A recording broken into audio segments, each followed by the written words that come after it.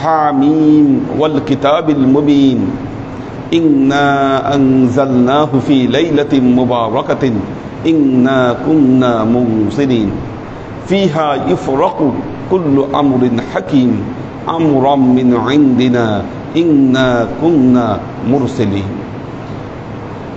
রাহমাতাম মির রাব্বিকা ইন্নাহু হুয়াস সামিউল আলিম।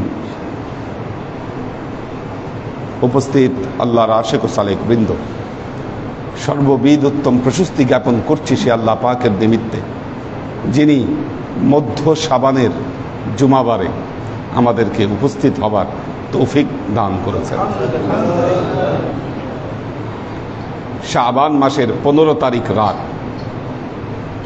অর্থাৎ আজকে সূর্যাস্তের সাথে সাথেই মধ্য শাবানের রাত্রি তথা লাইলাতুন নিসফে মিন শাবান শুরু হতে যাচ্ছে। যেই লাইলাতুন নিসফে মিন শাবান তথা মধ্য শাবানের রাত্রির ফজিলতের ব্যাপারে আল্লাহর নবীর 11 জন সাহাবী হাদিস বর্ণনা করেছেন। 11 জন সাহাবী হাদিস বর্ণনা করেছেন আল্লাহর নবীর। সেই 11 জন সাহাবীর মধ্যে উল্লেখযোগ্য মা আয়েশা রাদিয়াল্লাহু তাআলা আনহা, হযরত মুআজ বিন জাবাল রাদিয়াল্লাহু তাআলা আনহু, হযরত আবু বকর রাদিয়াল্লাহু তাআলা আনহু, হযরত আবু মুসা আশআরী রাদিয়াল্লাহু তাআলা আনহু, হযরত আবি হুরায়রা রাদিয়াল্লাহু তাআলা আনহু, হযরত আলী ইবনে আবি তালেব রাদিয়াল্লাহু তাআলা আনহু, এরকম 11 জন সাহাবী এই শবে বরাতের ব্যাপারে, শবে বরাতের ফজিলতের ব্যাপারে হাদিস বর্ণনা করেছেন।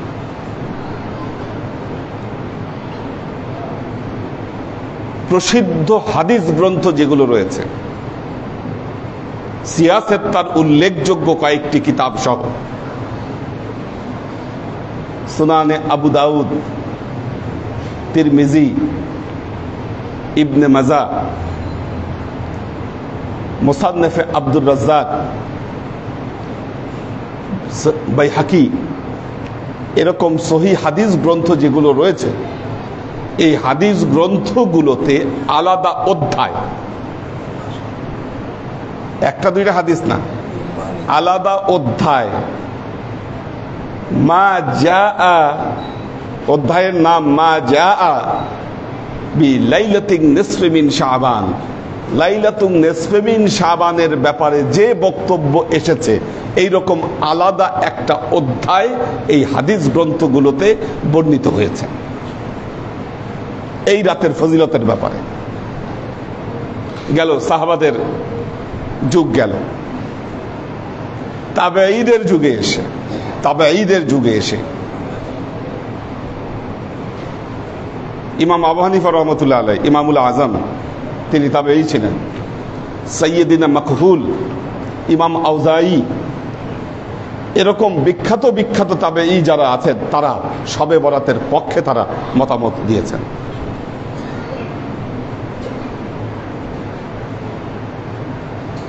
ইসলামের 4 মাযহাবের, প্রসিদ্ধ 4 মাযহাবের 4 ইমাম তারা শবে বরাতের পক্ষে মতামত দিয়েছেন, লাইলাতুন নিসফি মিন শাবানের পক্ষে তারা মতামত দিয়েছেন।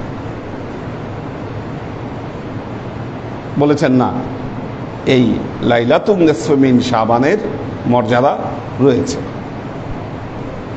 এইভাবে প্রত্যেক যুগের বড় বড় ইমামগণ আজকে যারা লাইলাতুন নিসফি মিন শাবান তথা শবে বরাতকে যারা অস্বীকার করেন, তাদের ইমাম যারা আছে, আজকে যারা বক্তব্য দিচ্ছেন যে শবে বরাত বলতে কিছু নাই বা লাইলাতুন নিসফি মিন শাবান বলতে কিছু নাই, তাদের যে ইমাম যারা ছিলেন, যেমন ইবনে তাইমিয়া, তিনি এই লাইলাতুন নিসফি মিন শাবানের ফজিলতকে স্বীকার করেছেন। নাসিরউদ্দিন আলবানী তিনি শবে বরাতের হাদিসকে তার সহিহ সিলসিলাতুল আহাদিসুস সাহিহা গ্রন্থে তিনি শবে বরাতের হাদিসকে স্থান দিয়েছেন এবং তিনিও এই শবে বরাতের মর্যাদাকে স্বীকার করেছেন। ইসলামের প্রতিটি যুগেই ওলিয়া উলিয়া সহ ইসলামী বড় বড় পণ্ডিত বর্গ যারা ছিলেন তারা প্রত্যেকেই লাইলাতুন নিসফে মিন শাবানকে পালন করেছেন। আমাদের সমাজে কি হয়েছে আমরা জানি না, আজ থেকে ২০-২৫ বছর আগে একদল আলেম বলতে শুরু করলেন শবে বরাত বলতে কিছু নাই, শবে বরাত বলতে কিচ্ছু নাই। শবে বরাত ফার্সি শব্দ, নামাজ যেমন ফার্সি শব্দ, রোজা যেমন ফার্সি শব্দ, শবে বরাতটাও ফার্সি শব্দ। আমরা সালাত না বলে যেমন নামাজ বলি, সাওম না বলে যেমন রোজা বলি, ঠিক তেমনি ভাবে আমরা লাইলাতুন নিসফে মিন শাবান না বলে আমরা শবে বরাত বলি। এটা আমাদের প্রচলিত কথা। এখন আপনি যদি বলেন যে কোরআন হাদিসে কোথাও শবে বরাত শব্দের উল্লেখ নাই, আরবি ভাষার কোরআন হাদিসে ফার্সি ভাষার শবে বরাত উল্লেখ থাকবে না, এটাই স্বাভাবিক। শবে বরাতের প্রতি শব্দ আছে কিনা এটা আমাদেরকে দেখতে হবে। শবে বরাত নাই, লাইলাতুন নিসফে মিন শাবান আছে, একই কথা। কি একই কথা? এখন আপনি যদি বলেন আল্লাহর নবী তিনি লাউ খাইতেন না, কদু খাইতেন, কি আল্লাহর নবী লাউ খাইতেন না কদু খাইতেন, এই কথা যেমন এক হবে ঠিক তেমনি শবে বরাত এবং লাইলাতুন নিসফে মিন শাবান মর্যাদার দিক থেকে দুটো একই। এখন শবে বরাত সম্পর্কে এত রেফারেন্স, এত হাদিস, এটাকে তো অস্বীকার করার কোনো উপায় নাই। এইটার ফজিলতকে এখন সবাই স্বীকার করে দিয়েছেন। এখন নতুন সুর বের হয়েছে, শবে বরাত আছে কিন্তু শবে বরাতে ইজতেমাই ইবাদত বেদাত। এই রাতের মর্যাদাও আছে, সবই আছে, কিন্তু মসজিদে ইজতেমাই ইবাদত করা যাবে না, এটা বেদাত। মাইট ছাড়া আর কোনো উপায় নেই এদেরকে। একটা কথা মনে রাখবেন, ইসলামের সকল ইবাদত, না শুধু শবে বরাত, এটা আজকে যারা মানুষের ভেতরে বিভ্রান্তি ছড়ানোর জন্য এই 2 দিন পর পর ইজতেমাই ইবাদত নিয়ে ফতোয়া দিয়ে দেন যে ইজতেমাই মুনাজাত করা যাবে না, ইজতেমাই এই আমল করা যাবে না, ইজতেমাই মিলাদ করা যাবে না, কি দেখবেন সব অ্যালার্জি ইজতেমাই আমলের উপরে, এবং তারা ইজতেমাই আমলের বিপক্ষে কথা বলেন। কারণ তাদের কথা হচ্ছে কিতাবে ইজতেমাই আমলের কথা লেখা নাই। দেখেন, হাদিসের কিতাবে লেখা থাকার দরকার নাই, পবিত্র কোরআন সকল ইবাদতের ক্ষেত্রে ইজতেমাই ইবাদতের প্রতি উৎসাহিত করেছে। আল্লাহ তাআলা বান্দাকে ইজতেমাই আমলের উপরে প্রত্যেকটা জায়গাতে উৎসাহিত করেছে। ওয়াসজুদু ওয়ারকাউ মা'আর রাকিঈন।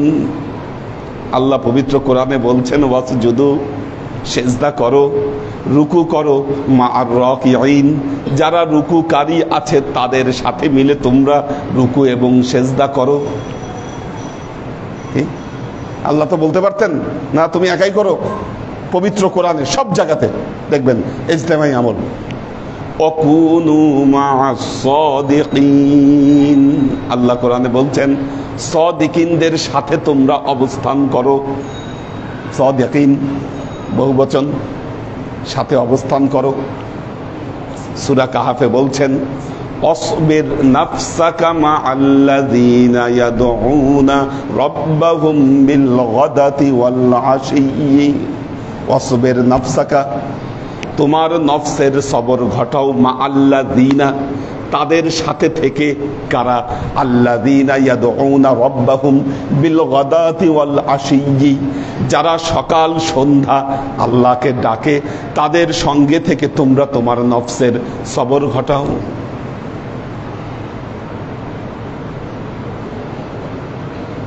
কোথায় লেখা আছে? যারা এটার বিরুদ্ধে কথা বলছেন, আমি চ্যালেঞ্জ করে বলছি, একটা রেফারেন্স দেখান যেখানে লেখা আছে শবে বরাতে এজতেমাই আমল করা যাবে না। মন গড়া, মস্তিষ্ক প্রসূত কথাবার্তা দিয়ে মানুষকে বিভ্রান্ত করা হচ্ছে।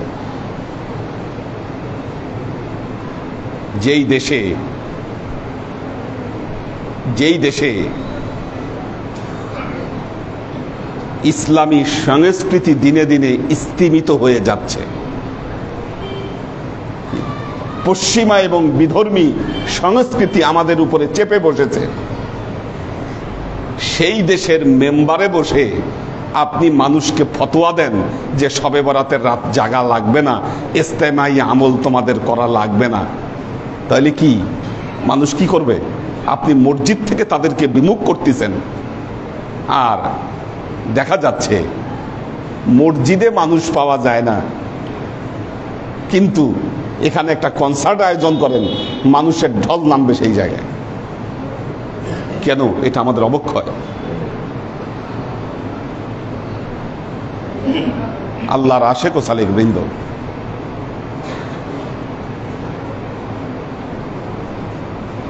যেই শবে বরাত আমাদের আজকে সূর্য ডুবলেই যে শবে বরাত আসছে, এটি মহিমান্বিত রজনী, এটি ক্ষমার রজনী, আল্লাহ পাকের নৈকট্য অর্জনের রজনী হচ্ছে এই লাইলাতুন নিসফে মিন শাবান। দেখেন, যারা শবে বরাতের বিপক্ষে কথা বলে তারা যুক্তি দেয়। যুক্তি কি? দেখেন, ফরজের খবর নাই, নফল নিয়ে টানাটানি। ফরজের খবর নাই, নফল নিয়ে টানাটানি। আচ্ছা, আপনার ব্রেন কি বলে, মাথা কি বলে? এটা কোনো যুক্তি হইতে পারে যে ফরজ পড়ে না এই জন্য নফল ইবাদত করা যাবে না? ফরজও পড়তে হবে, নফলও পড়তে হবে। কারণ ফরজ ইবাদত কি? আপনি যদি ফরজ ইবাদত পালন না করেন, আল্লাহর মায়ের একটাও মিট যাবে? বলেন, ইমান কি বলে? যেই সমস্ত লোকেরা ফরজ ইবাদত করেন না, বিশেষ করে নামাজ যারা পড়ে না, আল্লাহ নবী বলেই দিয়েছেন, আল ফারকু বাইনাল আবদি ওয়াল কুফরি তারকুস সালাত। একজন আল্লাহর বান্দা, একজন কাফেরের মধ্যে পার্থক্য হলো আল্লাহর বান্দা নামাজ আদায় করে আর কাফের আদায় করে না। তাহলে ফরজ ইবাদতের মাধ্যমে আপনি আল্লাহর মাইট ঠেকাইলেন। ভালোবাসা বা নৈকট্য কি দিয়ে হাসিল করবেন? কি? আল্লাহর নৈকট্যের জন্য, ভালোবাসার জন্য অবশ্যই আপনাকে নফল ইবাদত করতে হবে। ফরজ ইবাদত দ্বারা মাইট ঠেকবে, কারণ ফরজ ইবাদত না করলে আল্লাহ আপনাকে জাহান্নামে দিবে। নফল ইবাদতের দ্বারা আল্লাহর সাথে আপনার নৈকট্য এবং আল্লাহর ভালোবাসা আপনার ভাগ্যে অর্জিত হবে।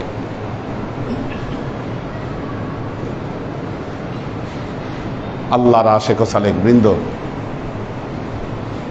যে বর্ণনাগুলো শবে বরাতের ব্যাপারে এসেছে, সেই বর্ণনা অনুযায়ী জানা যায় এই রাত্রিতে আল্লাহ তাআলা সূর্য ডুবার সাথে সাথেই প্রথম আসমানে অবস্থান করেন, বান্দাকে ডাকতে থাকেন, আলা মিম মুস্তাগফিরিন ফাগফিরহু, তোমাদের মধ্যে কেউ কি আছো যে আমার কাছে ক্ষমা প্রার্থনা চাও, ক্ষমা চাও, সে বলো আমি তাকে আজকে ক্ষমা করে দিব। আলা মিম মুবতালিইন ফাউআফিয়াহু, তোমাদের মধ্যে কে আছো বিপদগ্রস্ত, সে আমাকে বলো, আমি তাকে বিপদ থেকে উদ্ধার করব। আলা মিম মুস্তারজিকিন ফাআরযুকুহু, তোমাদের মধ্যে কে আছো যে আমার কাছে রিজিক চাও, আমি তাকে রিজিক দান করব। আলা কাযা ওয়া কাযা হাত্তা তাতলাউল ফজর, ফজর উদিত হওয়া পর্যন্ত, ফজর উদিত হওয়া পর্যন্ত আল্লাহ একটা একটা বিষয় বান্দাকে বলতে থাকেন আর ডাকতে থাকেন। শবে বরাত নিয়ে আরেকটা ফাইজলামি দেখেন, এই যে হাদিসগুলো বলতেছি, কিছু ইসলামী পণ্ডিত এগুলো জয়ীফ হাদিস, জয়ীফ হাদিস। ওরে ডাক দিয়া জিজ্ঞাসা করেন একটা হাদিস জয়ীফ কেমনে হয়, তুমি তার বর্ণনা দাও। কি ওই খবর কিন্তু নাই। হাদিস কোনটা জয়ীফ হবে, কিভাবে জয়ীফ হবে। একই হাদিস হয়তো ইমাম বুখারী বলেছেন জয়ীফ, ইমাম তিরমিজি অথবা আবু দাউদ উনি বলেছেন যে না এটা সহিহ। কেন? কারণ ইমাম বুখারী যখন সনদ খুঁজেছেন, ওনারা তো গবেষক ছিলেন, ইমাম বুখারী যখন সনদ খুঁজেছেন উনি সনদ খুঁজে পান নাই। ইমাম তিরমিজি যখন সনদ খুঁজেছেন তখন তিনি সনদ খুঁজে পেয়েছেন। কাজেই আপনার জ্ঞান যদি শুধু এক হাদিস গ্রন্থে থাকে, আপনিও সনদ খুঁজে পাবেন না, এটাই হচ্ছে স্বাভাবিক ব্যাপার। তারপরে দেখেন এক হাদিসের সনদ টনদ সব ঠিক আছে, সনদে কোনো গন্ডগোল নাই, সনদ ঠিক আছে। এখন বলতিছে না এই হাদিস তারপরও গ্রহণ করা যায় না, কারণ এই হাদিসের রাবি যিনি ছিল উনি ভুলে যাইত, উনি কথা ভুলে যাইত, এই জন্য ওনার হাদিস গ্রহণ করা যাবে না। আচ্ছা, যে রাবি হাদিস ভুলে যাইত, ওনার জন্ম হয়েছে আজ থেকে 1000 বছর আগে, 1000 বছর আগে, আর যিনি এই এলেম লিখেছেন উনি ওই এলেমটা লিখেছেন 1930 সালের পরে। 1930 সালে এসে 1000 বছর আগের একজন রাবীর ব্যাপারে উনি ওনার কিতাবে লিখতেছে যে ওনার হাদিস গ্রহণ করা যাবে না কারণ উনি ভুলে যাইত, আর আমরা এই কথা গ্রহণ করতেছি আর সুর মিলিয়ে বলতেছি হাদিস জয়ীফ। যারা হাদিসকে জয়ীফ বলে ডেকে নিয়ে আসেন, জিজ্ঞাসা করেন যে কেন হাদিস জয়ীফ, তুমি এটার ব্যাখ্যা দাও। ওর বাপের ক্ষমতা নাই যে হাদিস কেন জয়ীফ হলো এটার ব্যাখ্যা সে দিতে পারবে। কিন্তু এদের যে অনুসারী যারা আছে সরল মনা, তারা তো মনে করে যে না আমাদের হুজুর যিনি এই বক্তব্য দিচ্ছেন উনি হচ্ছেন বাহারুল উলুম।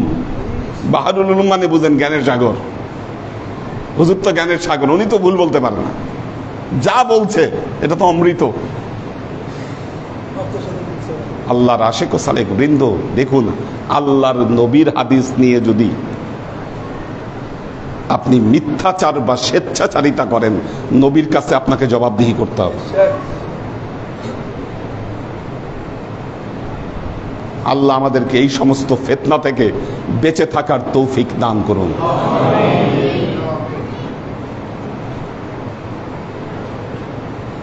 দেখবেন এরা কখনো ডায়ালগে আসবে না। ডায়ালগে আসেন, এখন তো নতুন মাধ্যম বের হয়েছে ইউটিউব, ফেসবুক, একটা ভিডিও ছেড়ে দিয়ে ক্ষান্ত, আর কোনো খবর নাই। আল্লাহর আশিক ও সালেক বৃন্দ, কোনোভাবেই এই রাতের মর্যাদা থেকে আল্লাহ যেন আমাদের কাউকে বঞ্চিত না করেন।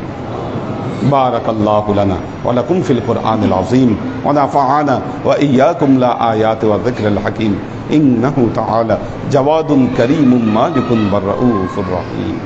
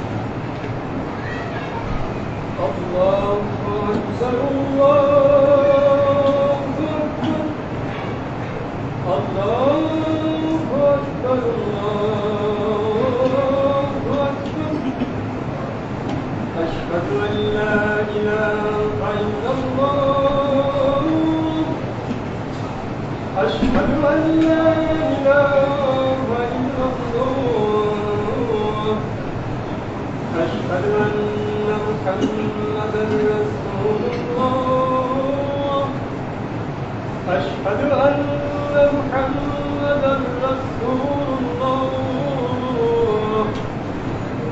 حي على الصلاة حي على الصلاة حي على الفلاح حي على الفلاح الله أكبر الله أكبر لا إله إلا الله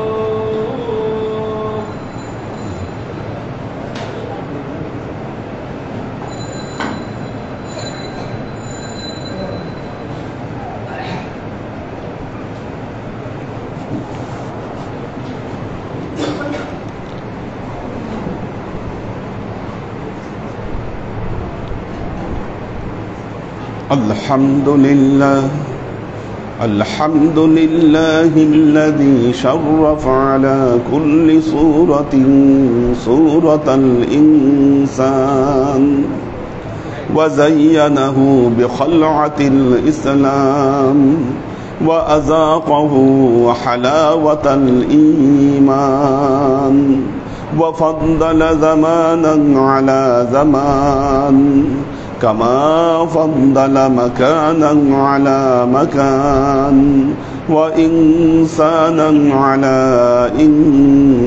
إنسان والحمد لله الذي جعل رجبا للاستغفار من الذنوب وثنى شعبانا لإصلاح العيوب وثلثهما رمضانا للتنوير القلوب وأخفى فيهما ليال لمواهب كرامته من الشروق إلى الغروب فنشهد أن لا إله إلا الله وحده لا شريك له ونشهد أن سيدنا وسندنا ونبينا محمدا صلى الله عليه وسلم الذي أرسله الله بالحق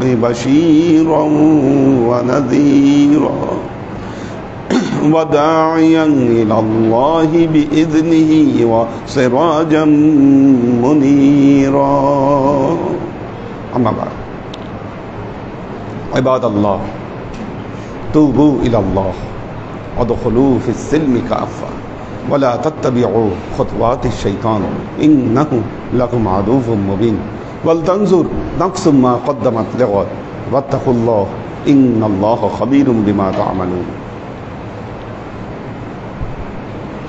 عباد الله واعلموا أن الله تعالى يطلع في ليلة النصف من شعبان على المخلوق فيغفر جميع المخلوق إلا المشرك والمشاحن عباد الله فاعتئذوا بنصيحتي كما أخبركم الآن بخطبتي بارك الله لنا ولكم في القرآن العظيم ونفعنا وإياكم لآيات وذكر الحكيم إنه تعالى جواد كريم مالك بالرؤوف الرحيم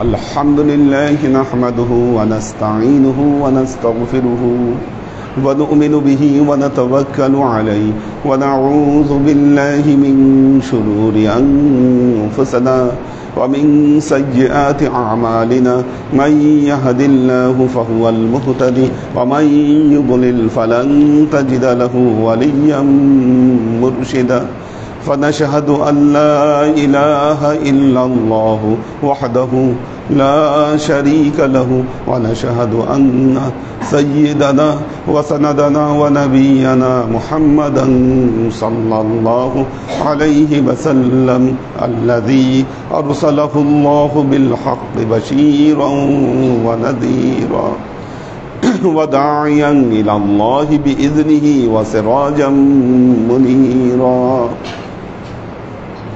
وقال تعالى إن الله وملائكته يصلون على النبي يا أيها الذين آمنوا صلوا عليه وسلموا تسليما. اللهم صل على محمد وعلى آل محمد كما صليت على إبراهيم وعلى آل إبراهيم إنك حميد مجيد. اللهم بارك على محمد وعلى آل محمد كما باركت على إبراهيم وعلى آل إبراهيم إنك حميد مجيد. اللهم صل وسلم ورحم وبارك على سيدنا ونبينا وشفيعنا وحبيبنا وقرة أعيننا محمد صلى الله عليه وسلم وعلى آله وأزواجه وذرياته وأهل بيته وأحبابه وأصحابه الأجمعين إلى يوم القيامة، خصوصا على صاحب الصدق عامل المؤمنين أبي بكر الصديق رضي الله تعالى عنه، وعلى صاحب العدل والإحسان عامل المؤمنين عمر بن الخطاب رضي الله تعالى عنه، وعلى صاحب العدل والإحسان عامل المؤمنين عمر بن الخطاب رضي الله تعالى عنه، وعلى صاحب الحياء والإيقاظ عامل المؤمنين عثمان بن عفان رضي الله تعالى عنه، وعلى صاحب الحلم والعلم والعرفان عامل المؤمنين علي بن أبي طالب رضي الله تعالى عنه، وعلى تمام العشرة المبشرات والتابعين المهديين. اللهم اهد أئمة المسلمين إلى سنة رسول الله صلى الله عليه وسلم. اللهم اغفر أئمة المسلمين مغفرة ظاهرة وباطنة. اللهم أعز الإسلام والمسلمين. اللهم أت أئمة المسلمين فلاحا عظيما. اللهم انصر من نصر دين محمد صلى الله عليه وسلم واجعلنا منهم واخذل من خذل دين محمد صلى الله عليه وسلم ولا تجعلنا منهم. تعدلوا عباد الله رحمكم الله. إن الله يأمركم بالعدل والإحسان وإيتاء ذي القربى وينهى عن الفحشاء والمنكر والبغي يعظكم لعلكم تذكرون. فاذكروني أذكركم واشكروا لي ولا تكفرون.